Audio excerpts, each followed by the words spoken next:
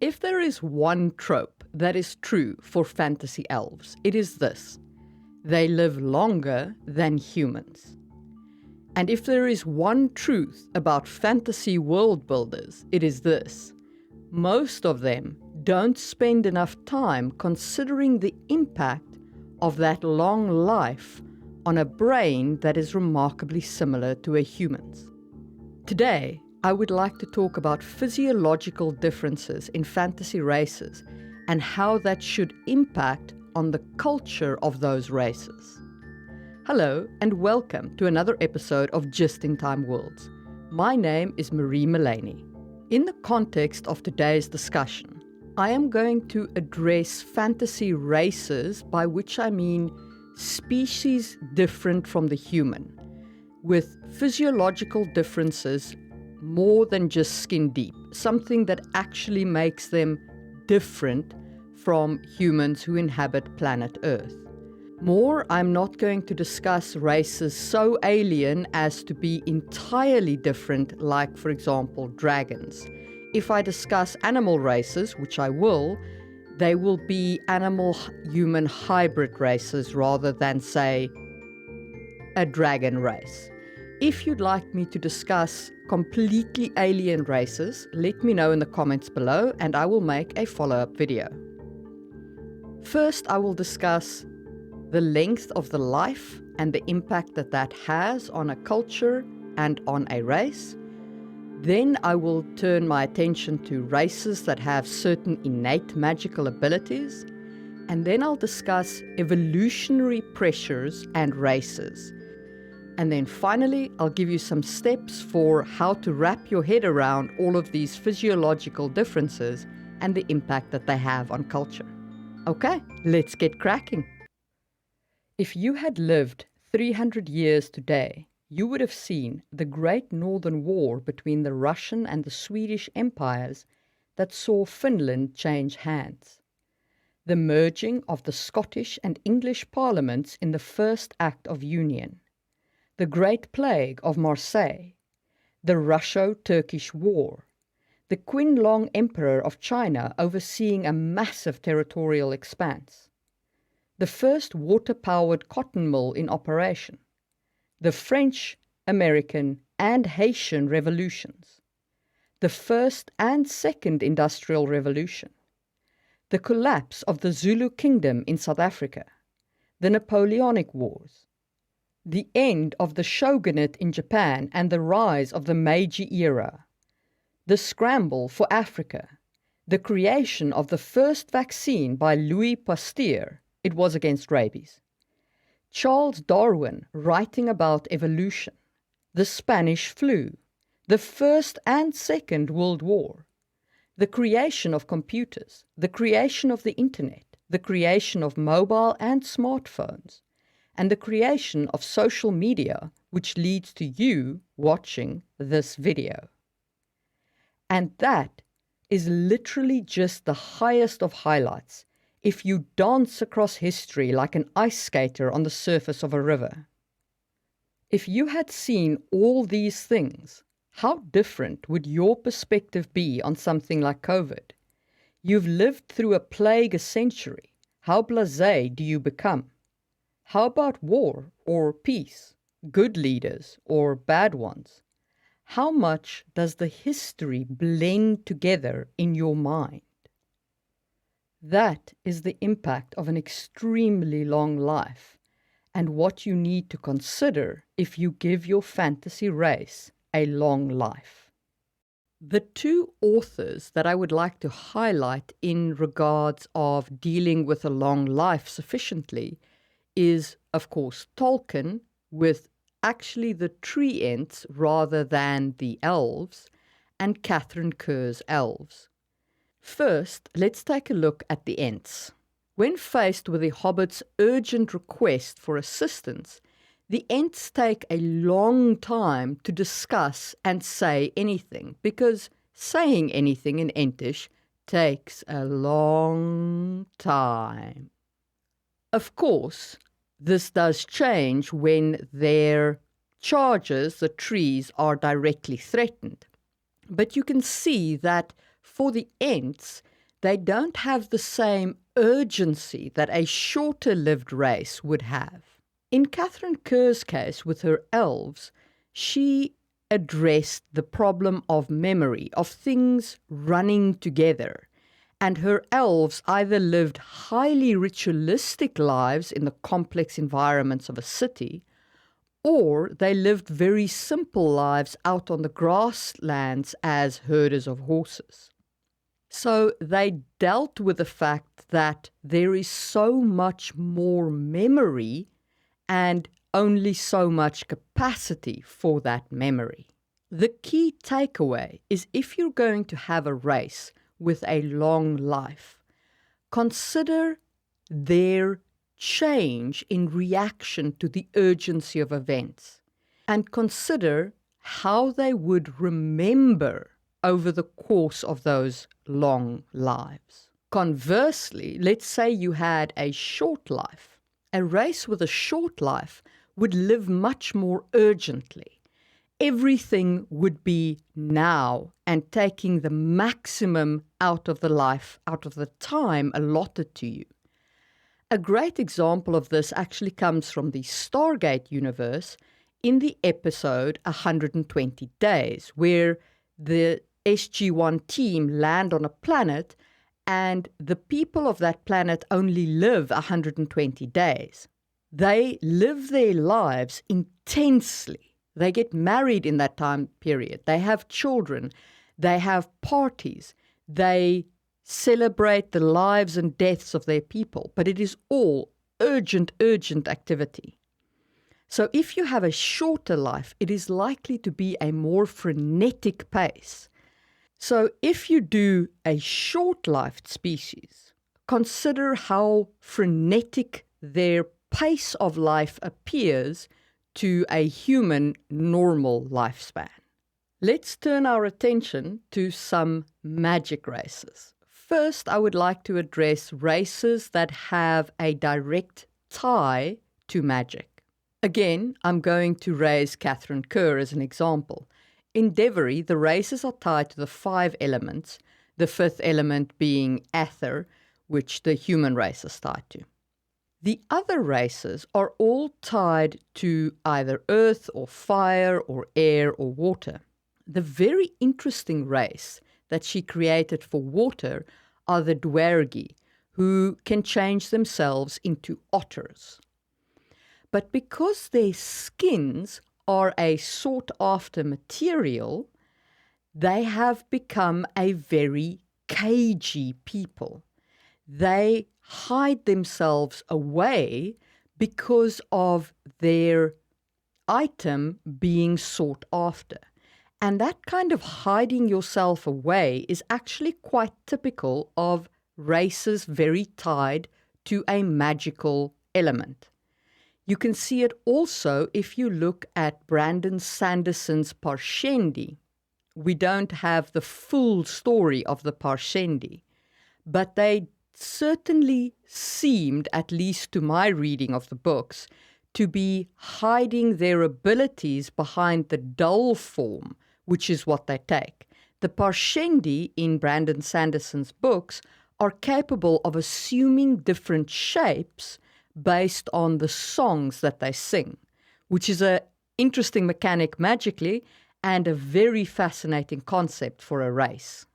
So if you're going to have magic infuse a specific race, think about the impact that that would have on the rest of your world.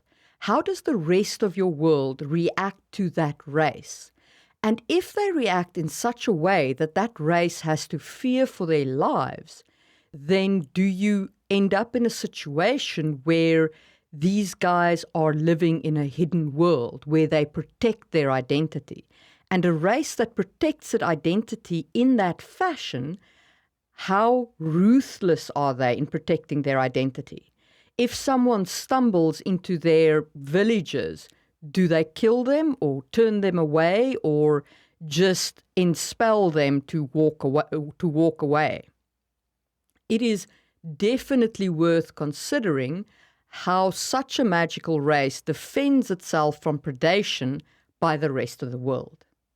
Speaking of magically shape-shifting races, let's talk about shapeshifters and the effect that that has on a culture. Most of the shifter literature I am not going to mention because they have hurt me. Those authors have hurt me. Somehow that has become a favorite porn literature genre. I accidentally clicked on a link that Amazon sent me because it had dragon in the title. So I thought, well, I'd check out the book. It turns out that there is a subgenre called dragon shifter porn. I don't know if you needed to know that, but I did not. However, if we look towards role-playing, White Wolf produced a great werewolf setting, and it provides a lot of inspiration for building a shifter culture. What you need to do when you have shapeshifters is consider how much their animal form affects them when they are in human form, and how much their human form affects their animal form. Can they still think as a human in animal form? If they're a human, how much does their animal form affect them? Do they, for example, greet each other by smelling each other's hair as a substitute for how most animals would greet each other with exchanging scents? It's worth thinking about your animal affecting your human, as well as your human affecting your animal in a shifter-based culture. Speaking of authors who have hurt me, there is also the undead cultures in the magical races category. Again, I could have gone my whole life without reading vampire porn. I don't know why it's a thing to think that something that crawled out of a grave is sexy. It's beyond me to understand. If you find it sexy, more power to you, but it's not my genre. That being said, the undead provide a great example of the history problem, especially because their minds are not in any way adapted to remembering that long time span of events. And in fact, in White Wolf again, the vampire game, it is so that the older undead can choose to enter torpid states because it becomes too much. Like, think of the progenitor in White Wolf's vampire setting, which is Cain from the Bible. The curse that was placed on him for killing his brother Abel was to become a vampire. Think about how much he would have seen if that was true. I can easily see in an undead society the elders entering states of torpor. And this is certainly something that has been used both in fiction and in the role-playing world. With the undead, you can also consider evil races, and you can start asking interesting questions around what is evil. Is it evil of the undead to seek to kill the living, if that's the way that they survive? And that kind of grey morality area is always fun to play with in terms of building your society. Maybe the undead have a perfectly peaceful zombie society buried somewhere under the ground, and they just occasionally have to hunt humans for brains. So they come up and they hunt for brains, and then they return to their underground peaceful society where they have art and music and culture and all of these kinds of activities. But enough of all of the magical races. Let's turn our attention to some actual physically evolved races. So here I'm talking about your animal races, as in a mixture of human and animal, and I'm talking about your flying races and your underwater races. First, in terms of the environment that they live in. So this is your flyers and your underwater guys and your guys who live in the trees and these kinds of different environments from our two-legged locomotion on planet Earth. What you have to bear in mind here is that it's not just about locomotion. It's about a whole perspective shift. For example, if you live under the water, how do you establish things like ownership of herds of fish? You can't exactly fence the whole ocean. And most fish would die if you put them into such a confined area. How do you establish nation-state boundaries? This actually came up in my conversation with James Sutter, and I thought it was interesting enough to mention it again in this video. How would different bodies of underwater people react to nation-states? And how would they define their own nation-states? What would their weapons look like? How would they handle them? In this very different kind of world, think about what impact the evolutionary aspects that shaped them would have on their approach to everyday living.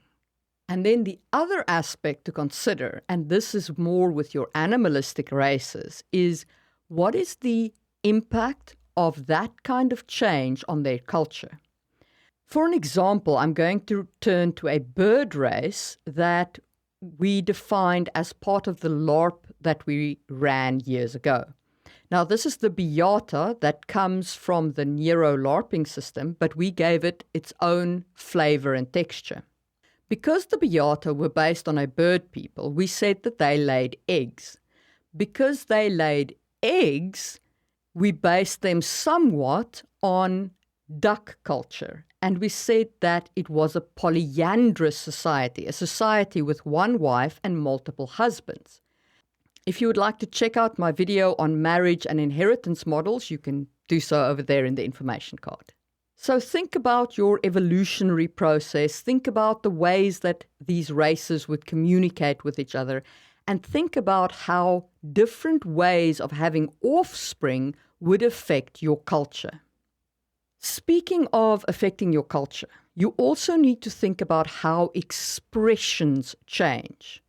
Let's think again about our underwater people. What if they were a mermaid people and they had a tail?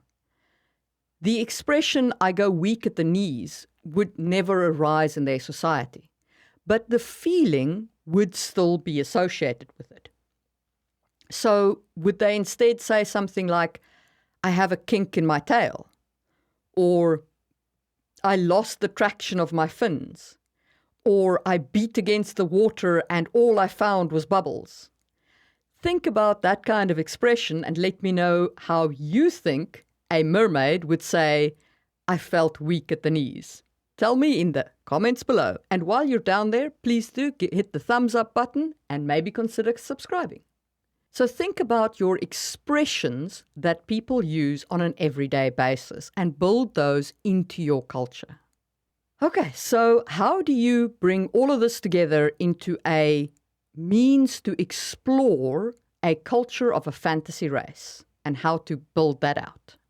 First, consider how passing time affects them. If they have long lives, it's likely that they stretch out their discussions, that they don't live at a very frenetic pace. If they live shorter lives than humans, it's likely that they live intensely, grabbing life by the throat and squeezing every inch out of it. Consider the impact of magic on the race. What happens if they lose access to that magic, the way that the Parshendi in dull form do for Brandon Sanderson? What happens if there's too much magic? What happens if people find out about their magic? Are they in danger? Do they need to hide their magic? Like the Dwergi from Catherine Kerr. If they can shapeshift, how much of the animal form that they shift into bleeds into their human form? And how much of their human form bleeds into the animal form? If they live in a different kind of environment from our two-legged existence on planet Earth, how does that environment affect their culture? If they fly, do they have stairs? If they're under the water, do they have boundaries? If they're an animal people, how much does that affect their breeding habits and greeting habits? And finally, How does the changes in their physiology affect their expressions used in their culture for surprise, delight, disgust, and humor? Let me know in the comments what your fantasy race does to express its surprise, disgust, delight, and humor. My name is Marie Mullaney, and this has been Just in Time Worlds. I hope that you have enjoyed this episode. Please do hit the thumbs up button if you have, and consider subscribing. It really does help the channel grow. And I will see you soon for another episode of Just in Time Worlds.